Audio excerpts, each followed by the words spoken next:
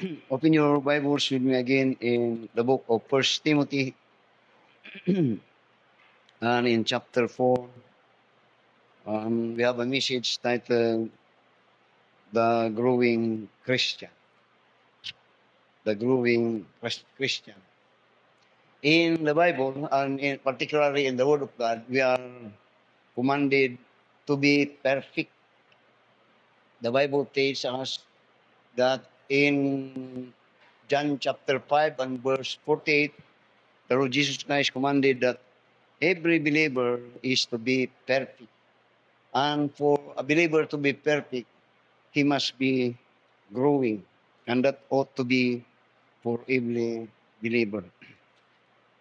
Mayong hapon sa tanan. Now, notice in verse 15. 1 Timothy chapter 4, and notice in verse 15. It says, meditate upon these things, give thyself wholly to them. This is that thy profiting may appear to all. That thy profiting. The word profiting here simply means progress or your progress or your growing or progress. Maybe evidence and could be noticeable or profiting niya to all. So that in effect, every Christian, as we grow in perfection or maturity, that is being observed and it is being noticed by every believer. But on our part, it must be shown. Makita nga kita nagahingkod diha sa pagtuo. And in fact, and indeed, it is very good indication and maayo nga ebidensya ug nga atong gikalipay nga kita nagamature ug kay baluta nga nagamature na ta. Amen. Now there are those in the Bible. There are those that are so-called immature Christian. Now, when we speak about immature Christian, it doesn't mean refer to the age. Doon ay mga tigulang na Kristohanon, pero ang term niya matawag na immature. And an immature Christian is a Christian that is not or is slow in his growth. Growing but is very slow in his growth. Ang danger pa usahay kay when we notice people that are immature, sometimes we disclose that it seems that this man is not a Christian. It seems that this is unbeliever because of what is being seen in us. So yung Apostle Pablo sa verse 15, that this maturity of every Christian must be when appear to all or to be seen by everyone. So the question is, how can we say that a Christian indeed is maturing? What are things that are needful for him to grow in the faith or to mature? Now, ingon ni Peter in First Peter chapter 2. Notice in verse 1 up to verse 2. Here it says, Peter said niya, wherefore, laying aside all malice, and all guile, and hypocrisy, and envies, and all evil speaking, din niya, as newborn babes, desire the sincere milk of the word, that says, that ye may grow thereby. Now compare this to 1 Timothy chapter 4. Notice now in verse 13. Notice in verse 13. He said, Paul desire for Timothy is to attain perfection, to attain maturity. So ingon niya, verse 3:30 niya, till I come, Paul says to Timothy, till I come, said, give attendance to reading, to exhortation, to doctrine. To reading. Now, kung makatumo sa before when I was still a young Christian just like ko, itong batan pa mga Kristohan, first time ko nga nakasulod sa opisina ni Pastor Siat. Pero pagtanong ko siyang opisina, daghang kayong libro. Wala po ko nga nag-libro niya ako. Din ako di man kayo ko hilig yung libro. Ako gatong pocketbook lang. Then, later on, nag-observe ko sa mga lawyer. Sa mga opisina sa mga lawyer, daghan ng mga libro. Daghan na sila mga libro. O ang mga lawyer, mao na maynganan sila because they learn not only, gani, ang atong, ako as a pastor, nag-graduate ko Bible school, nag-eskwela ko Bible. Pero ako mga pagtuon, naasa kong kaugalingong, kung unsa ko karon, ako mga 80% ani is from my own education, my own learning, and that is by reading. So ang mga abogado, nagabasa na sila. Mga nagabasa, o ang mga pastong maayo, gabasa po na sila. Ug ako po, kung bisa ka mong nag-ato ko na sa akong opisina, nagkatag na akong libro sa akong opisina ba? Naya dito sa silong sa akong bangko, bas nagkatag na. Ay, napay siya. So, Apostle Paul niya kang Timothy, pag-prove nga ikaw, nag-mature, ipakita nimo ni. Because it is important for you as to lead, as you lead people, that you could lead them by the way you improve or you grow in yourself. Nga mahimo kang example sila ha, nga ila kang sundon. Kay unsay mong ipasunod, kung wa po sila angay makita nga gwapo nga sundon diya sa imo. In effect, ang ginsulti karon niya, leadership is leading.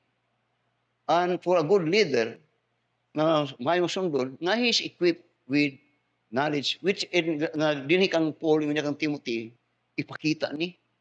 Nga kini mong kabalo karon is assure that you are maturing though you are still young. Muna nga, karon mo ingon niya sa verse 13 niya, till I come, give attendance to reading. Reading. And you see, ingon ni Pedro, ni Peter niya, as newborn babe niya, desire the sincere milk of the Word of God. And the Word of God, of course, is the Bible. Then later, kung mong tanawon si Peter po, ingon niya sa chapter 2 Peter chapter 3 na po ingon niya sa verse 18 sa dihang he will close ang iyang epistle, ingon niya, but grow in grace in the knowledge of our Lord and Savior Jesus Christ. To him be glory both now and forever. Knowledge. Well, could as a source ay mong knowledge through your study. And sometimes through learning, but ang mayo through your own study. Muna nga, ang nisay na Apostle Paul ngon ako, ngunya ipakita that you are indeed growing. As people is looking at you and your desire is for them to follow you. Question, each one of us are children of God. Then the question is, are we growing in maturity? Doon na ba yung mga masulti ni mga diri nga portion sa akong Kristohanon, kanadto lisod na ako ni nga i-develop o improve o develop, karon salamat sa Ginoo nga hinahinay ko nag-advance din dapita. Which means that each one of us or you yourself could assist. How far have you gone with your Christian life? As far as in concern to what we say maturity or a growing Christian. Nag-grow ka ba? Then, so sa kang Timothy karon, muna yung desire. Ingon niya, give exhortation, give attendance to reading. And that reading is the Word of God. So that when speaking about reading again, tanawan sa 2 Timothy chapter 2 and in verse 15. Karon mo na ingon niya sa 2 Timothy chapter 2 and verse 15. Ingon niya, study to show thyself approved unto God, a workman that needeth not to be ashamed, then says, rightly dividing the word of truth. Now, we know that the Lord, akong ning ganun na ginasulti, nga man should not live by bread alone, but by every word of God. Sa pagkaon, sa lawas, makita ang epekto sa atong mga gipangkaon. So much also sa pagkaon, sa spiritual, makita na. Ug makita na in the manner sa ato ang pagkinabuhi.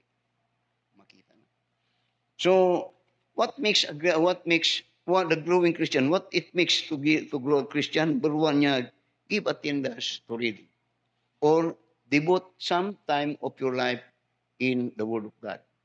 Muna ako na pong ibalik, muna sa atong simbahan, kung nagasunod mo sa atong program, sa Bible reading, naga-Bible reading yun. Muna sa nga butang atong gina-design. That when you do not, dili ta naga-escape sa pagkaon nato. Sa tulo ka pagkaon sa usa ka adlaw. Then the question is, how about our spiritual life? Now, this is, sometimes we are negligent of it. So, what will happen? Tanawar sa Revelation chapter 3. Tanawar sa gisulti sa Revelation chapter 3. As a result, ngunya sa Revelation chapter 3 and verse 1 niya, unto the angel of the church of Sardis write, these things saith he that hath the seven spirit of God, and the seven stars. Now I know thy works, that thou hast a name, that thou livest, pero niya and art dead. One of the reason that a Christian is dying is because he is not feeding his soul and spirit in the Word of God. Then usahay pag yun, kung di pag ta nagaganahan magbasa, kung di tagabasa, kung matug simbahan, resistance pa kayo ta. Usahay, pugson pang yun kayo ta. Pero yung ni Pedro, as a newborn babe, desire the sincere milk of God, Word of God, that ye may grow thereby. Then not only that, what makes a Christian to grow in niya, till I come give attendance to reading niya to exhortation. The word exhortation is simply means the effect of our maturity in the reading of the word of God, which exhortation simply means to be a man or to be an encourager. So, nga makatambag ta, makatudlo ta. Ug ang atong patudlo karon dito sa natun-an nato nga pulong sa Ginoo. Ug karon makatumpag ta kay kang pinaabigi sa pagsunod sa unsay atong natun-an dito sa pulong sa Ginoo. Then mind you, the Bible tells us that it is our food, ang Word of God. But to make it more effective, ngayon mo gud ng picture na meditate upon this word. Meditate. So that as a result, you could now be a blessing for exhortation. Not only that, but for doctrine. For teaching. Good teaching, of course, is in the Word of God. Muna sa tanawa sa verse 1, chapter 4, verse 1, sa 1 Timothy niya, now the Spirit speaketh expressly that in the latter times some shall depart from the faith, giving heed to seducing spirits and doctrines of devil. Now, unsa ni rason ani? Because ang mga tao nga mahagbong niini, masidyos sila, is because they are weak. And the weakness of the spirit is just like the weakness of the flesh. When the flesh is not so much fed by a good food, then just like the soul and spirit, it will weaken much more if it is not fed in the Word of God. So karon, dali na lang siya na maluya. Muna, so that in Ephesians chapter 4, this is what Apostle Paul taught us in reference to these growing Christians. Ngunya sa Ephesians chapter 4, notice in verse 11 to verse 14. Ngunya diri, and he gives some apostles and some prophets and some evangelists and some pastors and teachers for the perfecting of the saints. That is to grow in maturity. For the work of the ministry. For the edifying of the body of Christ. Till we all come in the unity of the faith and of the knowledge of the Son of God, unto a perfect man, unto the measure of the stature of the fullness of Christ. As a result that we henceforth be no more children tossed to and fro and carried about with every wind of doctrine by the sleight of men and cunning craftiness whereby they lay in wait to deceive. But speaking the truth in love, may grow up into him in all things which is the head, even as Christ. 1 Timothy chapter 4, ngunya sa verse 1. Now the Spirit speaketh expressly that in the latter times some shall depart from the faith, giving heed to seducing spirits and doctrines of devil. Why? Because of malnourished in the spirit, that is lack of the food of God, the Word of God. Now balik sa verse 13. niya the growing Christian, how it is to grow niya till I come niya muni imo yung buhaton Timothy give attendance to reading. Now muna nga basa ug tuon, basa ug tuon. Ug ang mga taong Kristiyano nga nagahimo na ni madiscern jud nimo na. Nga ingon niya that ingon niya sa verse 15 niya that the profiting may appear to all, that your progress or advancement is being noticeable. Nya give attendance to reading to exhort to introduction. The notice in verse 14 how a Christian may grow in spirituality. Reading, exhortation, doctrine. Notice verse 14 now. Neglect not the gift that is in thee, which was given thee by prophecy with the laying on of the hands of the presbytery. Neglect not the gift that is in thee. Now, don't you know that if you are saved, as part of the body of Christ, you have your own function in the body of Christ. And being part of it, and God give you a function, He will sustain that by this gift, what that Apostle Paul says, the gift. Now, what is that gift? Tanawa sa 1 Corinthians chapter 12. Every Christian ought to know that you have a gift. Ang term niya, neglect not the gift. What is this gift? Tanawa sa 1 Corinthians chapter 12, verse 3. Niya, wherefore I give you to understand. Puso ko niya, kini akong gihatag para inyong sabton, hibaluan. Then niya, wherefore I give you to understand that no man speaking by the Spirit of God call it Jesus accursed, and that no man can say that Jesus is the Lord but by the Holy Ghost. Then notice now there are diversities of gifts, but the same Spirit. Karon nagsulti siya gifts, which speak about the gift of the part of the body of Christ, which part is individually a Christian. Ngunya, and there are diversities of administration, but the same Lord. And there are diversities of operation, but the same God, which worketh on in all. Dinya, but the manifestation of the Spirit is given to every man to profit withal. Now notice in verse 4, 5, and verse 6. Now there are diversities of gifts by the same Spirit. And there are diversities, differences of administration, but the same Lord Jesus. And there are diversities of operation, but the same God the Father, and which worketh on all. That these are the manifestation of the working of the triune God in that believer. Nga kini karon nga mga gift ang tuyo sa Ginoo ani nga mapuslanon ang mga Kristohanon. Ang term niya prophet. That as a result, it seemed that God had invested to every part or to every Christian something that God's expectation is for us to profit. Now, kanang mo atong 5 talent, 3 talent, 1 talent. Kanang mo ato? Nakatong 5 ning nakagin og 5, katong 3 nakagin og 3, katong usa way nahinungdan. Ang isa gisot isa gitong niya maayo tong usa. Kay katong usa na iyang gift, usa lang gud, wa pa gyud niya kay Muslim. Og suko kayo ang Ginoo ato niya. Nga niya wa bisan tong naa saya. Kay mo na siya nga when God give this gift, God's intention is tanawa sa 1 Corinthians chapter 12 verse 7. Niya, but the manifestation of the Spirit is given to every man to profit withal. Now, when ang but pasabot niya, God expect for us that we are to produce. And in the time of God's judgment sa ato, kini ang basis for our rewarding.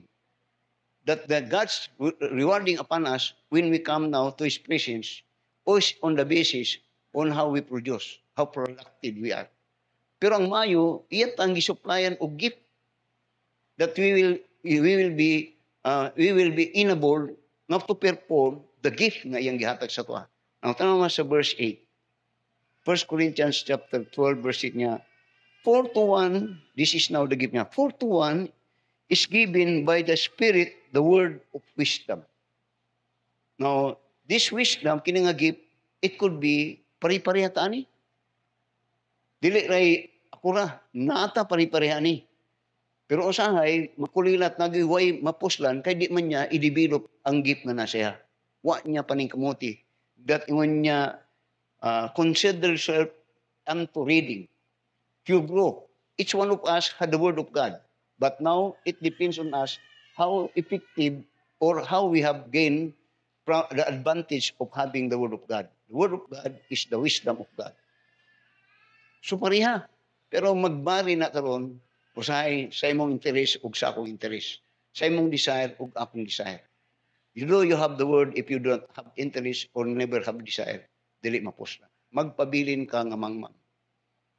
Ang tanawa sa verse 8 niya, for to one is given by the Spirit the word of wisdom, to another the word of knowledge, the same of faith. Kanang knowledge, pari-pariha lagi akong gudta. Pangutanong ta about the doctrine of salvation, the doctrine of sanctification, regeneration, and all those things about the gospel, pari-pariha ta kung Kristohanon ta. Pero, kumusta? How you have used that knowledge? Magbari na po na din ha. Pari-para man ta, ayaw ko ingna nga wala kay knowledge, pulong sa gano'n, ayaw ko ingna. Nakakaway.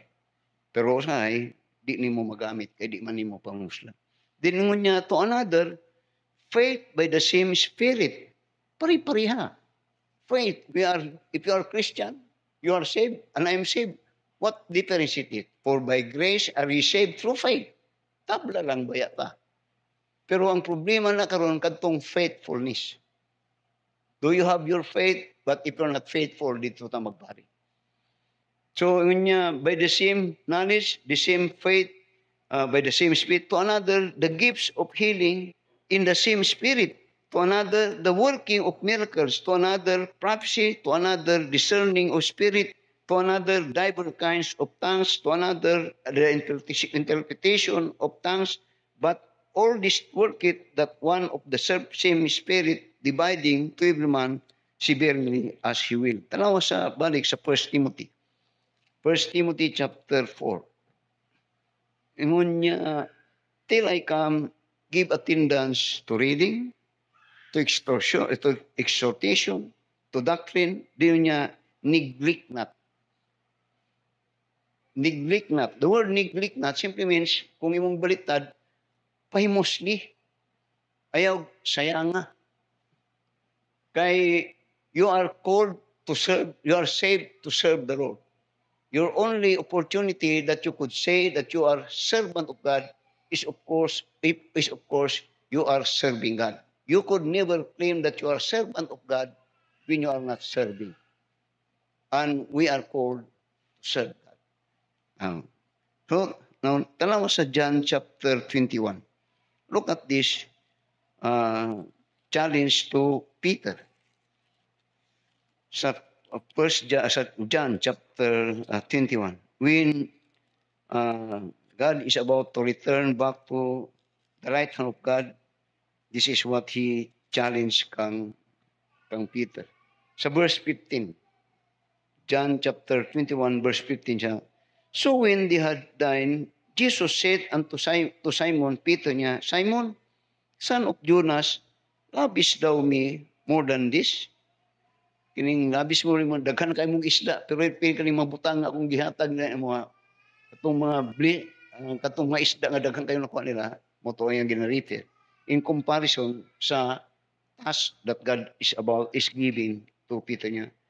Lavish me more than this. He said unto him, Ye Lord, thou knowest that I love thee. He said unto him, feed my lambs. This is serving. Niya, he said to him again the second time, Simon, son of Jonas, lovest thou me? He said unto him, Lord, yes, Lord, thou knowest that I love thee. He said unto him, feed my sheep. That is serving. He said unto him the third time, Simon, son of Jonas, lovest thou me? Peter was grieved because he said unto him the third time, lovest thou me? And he said unto him, Lord, thou knowest all things. Thou knowest that I love thee. Jesus said, feed my sheep. Wa gyud ikatulo ang kuan gyud sa Ginoo as a sentro niya, serve, serve, serve. Feed my sheep. Feed my sheep. Muna nga, when he wrote it sa 1 Peter chapter 5, muna karon ang gisulti niya. Ingon niya sa 1 Peter chapter 5 niya, the elders which are among you, I exhort, who am also an elder, and a witness of the sufferings of Christ, and also a partaker of the glory that shall be revealed niya, feed the flock of God. Ngunya, feed my sheep, feed my sheep, feed my sheep. Karon sa iyang si Pedro na musulat sa an epistle to the Christian, ngunya, feed the flock of God which is among you, taking the oversight thereof, not by constraint, but by will, but willingly, not for filthy lucre, but of a ready mind. 2 Timothy, unya sa verse 14. 1 Timothy chapter 4 verse 14 niya, neglect not the gift that is in thee. Now you see, we are guilty on it. That almost every one of us, kung bisag sa ato lang karon ko, almost every one of us claim that we are a child of God. We are believers of God. Therefore, ang challenge sa Ginoo, ipakita tong imong maturity.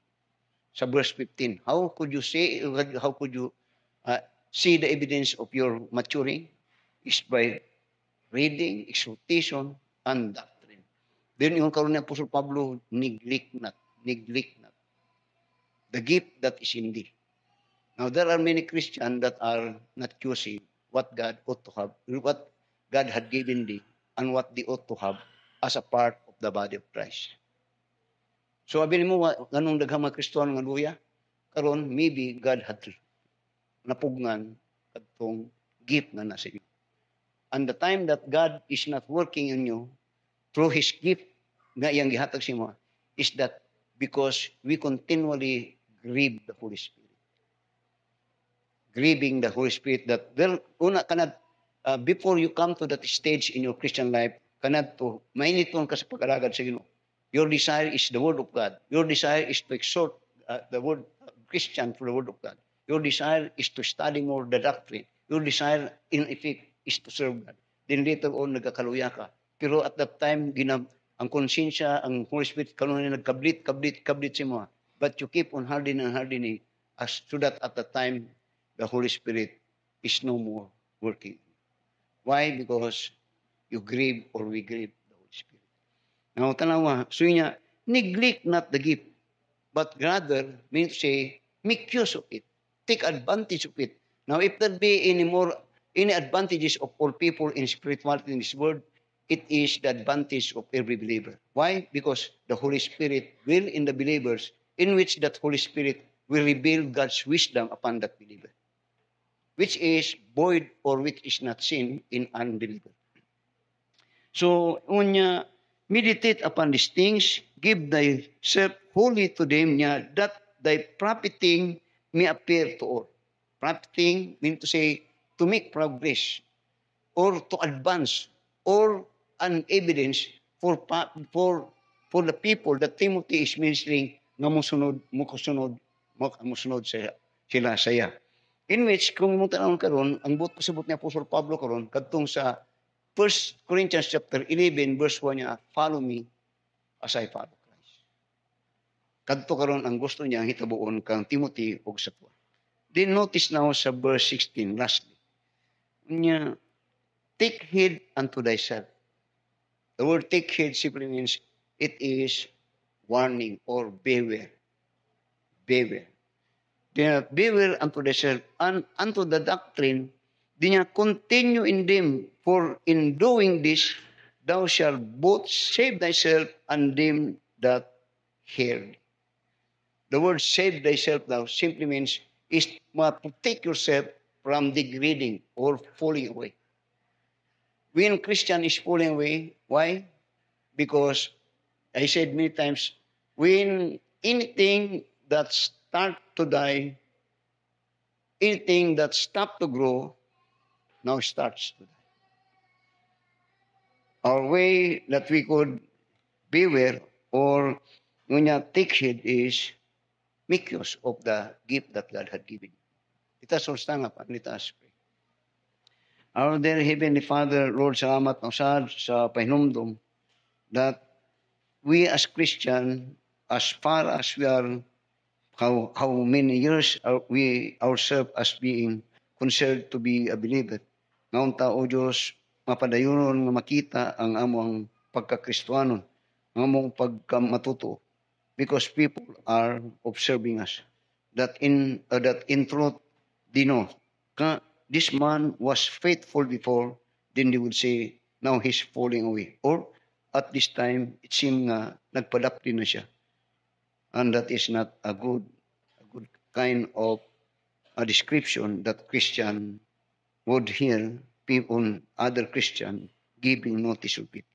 Kinotawangin kami nga amo ang pagkakristohanon kinisama sa buhi nga kahoy nga diin continually nagatubo ug naga-grow ug di lang kay nagatubo kundi nagabaga ug nagadako ang iyang masanga ug nagapuno og mga dahon continually. So that God's intention is for us to be of service unto Him continually. That our service do not end in this world, but after that God will take this life, then that is the end of our service. But continually in heaven, we will be serving Thee. So it means that our service in God not only shows our maturity in the Christian life, but a token indeed that the Holy Spirit that is in us truly is working, and it will always work in us. So bless as you've been blessing the message. Again, I pray, Father, in Jesus' name, amen. God has spoken to your heart. Consider the message. Are we growing, or do you intend nga magpabilin ka nga nagakaluya, hantod nga nagakaluya? That as a result, it seems that the Holy Spirit now is not present in us. Grieve not the Holy Spirit. Living for Jesus, a life that is true, striving to please Him in all that I do, yielding allegiance, glad-hearted and free. This is the pathway of blessing for me. O Jesus, Lord and Savior, I give myself to Thee, for Thou in Thine atonement didst give Thyself for me. I owe no other master, my heart shall be Thy throne. My life I give henceforth to Thee, O Christ, for Thee alone. Living for Jesus, who died in my place, bearing on Calvary my sin and disgrace. Such love constrains me to answer His call. Follow His leading and give Him my all. O Jesus, Lord and Savior, I give myself to Thee, for Thou in Thine atonement didst give Thyself for me.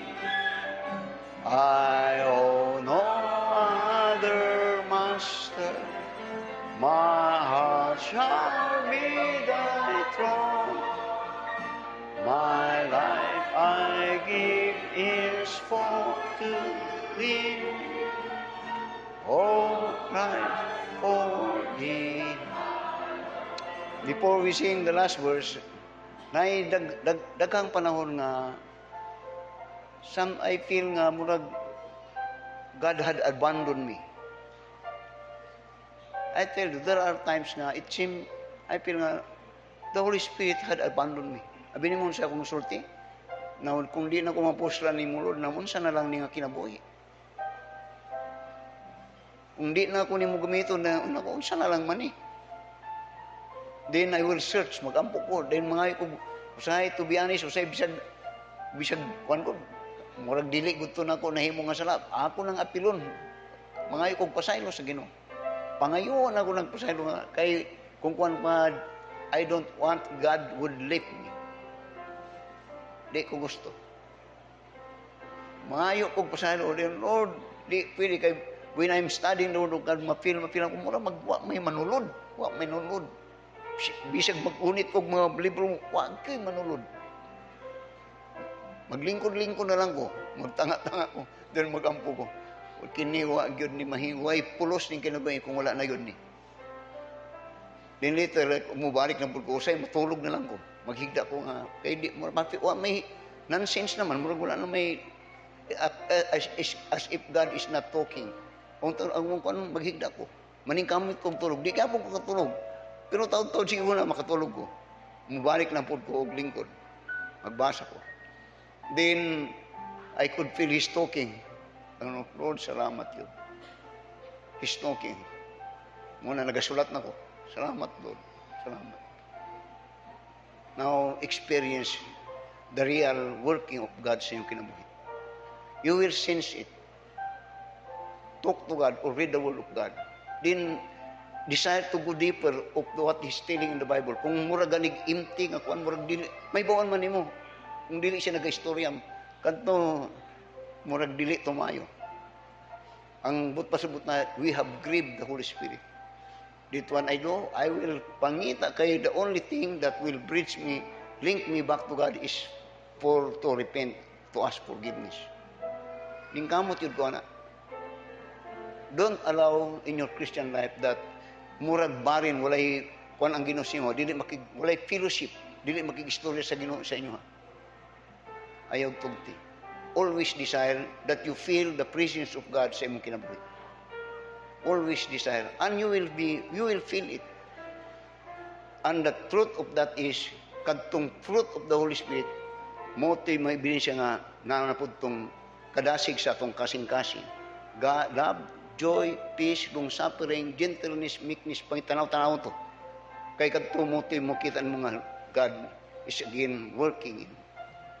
I said, don't allow the Holy Spirit nga sa imong life nga it seems nga murag void. Murag empty ba? Always see the working of God sa imo. Why? Because God works in this world through the instrumentalities of the church. And that is you and me.